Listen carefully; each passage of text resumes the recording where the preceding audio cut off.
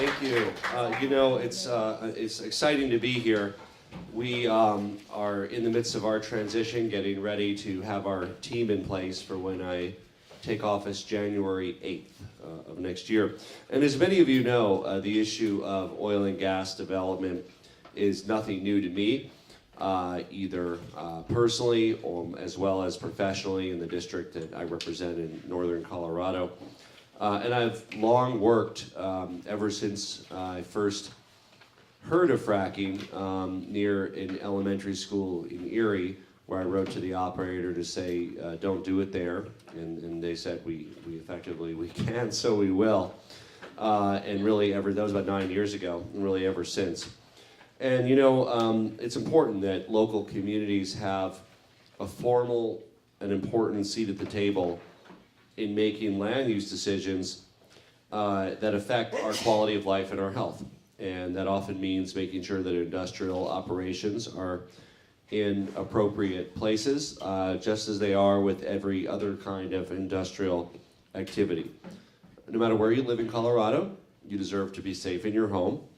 And of course, we want to make sure that oil and gas workers are safe in their jobs. And there's really nothing incompatible about protecting health and safety and making sure we have a strong economy and good jobs. I've worked closely with the pipe fitters who represent many oil and gas workers, and they have a bigger stake than any of us in the direct safety requirements with the fatalities that have occurred with accidents in the industry almost every year. And we want to work with everybody, which means the renewable energy industry, chambers of commerce, environmental groups, oil and gas, to make sure that we can develop the right balance in our state to make sure that communities and homeowners have a seat at the table around what happens in your neighborhood. We need to give communities a voice. And we do this with factories, we do this with grocery stores, we do this with siting parks. Why wouldn't we do it with oil and gas? There's a thoughtful and deliberate process around siting for every other kind of industrial activity. And we need to make sure that there is as thoughtful an approach to the siting of oil and gas.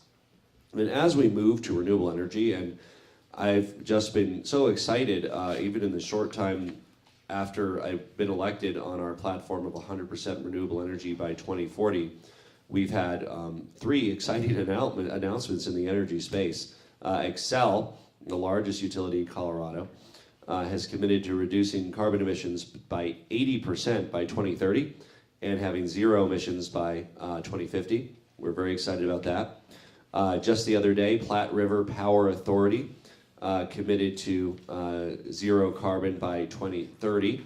Very excited about that.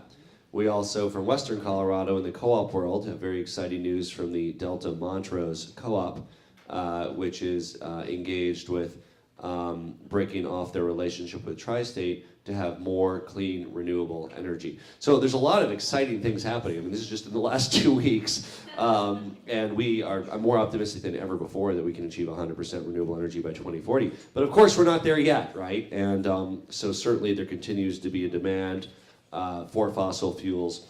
And we are meeting part of that demand here in Colorado. And as we move to renewable energy, of course, we acknowledge that we all use oil and gas. I probably drove here, as did you, in a car that used gasoline, and whether you use Xcel or whoever your power authority is, you're not yet 100% renewable. But what we need to do is make sure that development happens safely and protects the health of communities, the economic prosperity of communities, the quality of life of communities, rather than detracting from our health or our dynamism in our local communities. And I'm committed to finding solutions that will keep everybody safe, make the air cleaner.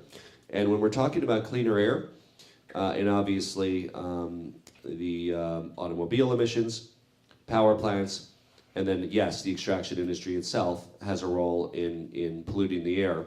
So when we talk about all the things we can do in all 3 of those categories, and also in industry and manufacturing, cleaner air will also result in saving lives. It means healthier Coloradans, it means reducing costs, it means, of course, lower asthma rates, also lower cancer rates, right? Particularly affecting the very young and the very old, but there'll be improvements in health for people of all ages. as we work to improve our air quality on all of those fronts. Vehicle emissions, factory and industrial, oil and gas, and electrical grid. Really all of those affect our health and our quality of life as well as climate.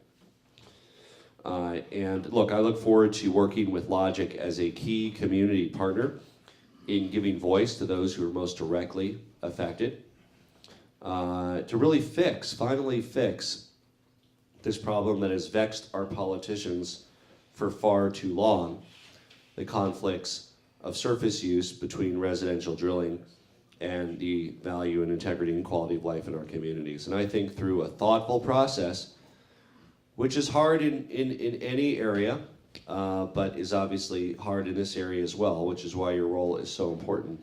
Thoughtful policy can really make sure that every Coloradan can feel safe in our home, and that our community won't be taken away from us. So it's important that the responsible role that you and others play at the table to help bring about change is never easy, because there will always be those on the left and the right that find issue that any political solution is not going to be exactly what they wanted.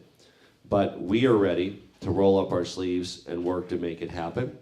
And we'll need your help to be able to really change the face of what that looks like in Colorado, to really put protecting homeowners and communities first and giving communities a seat at the table around very important siting decisions that affect our quality of life.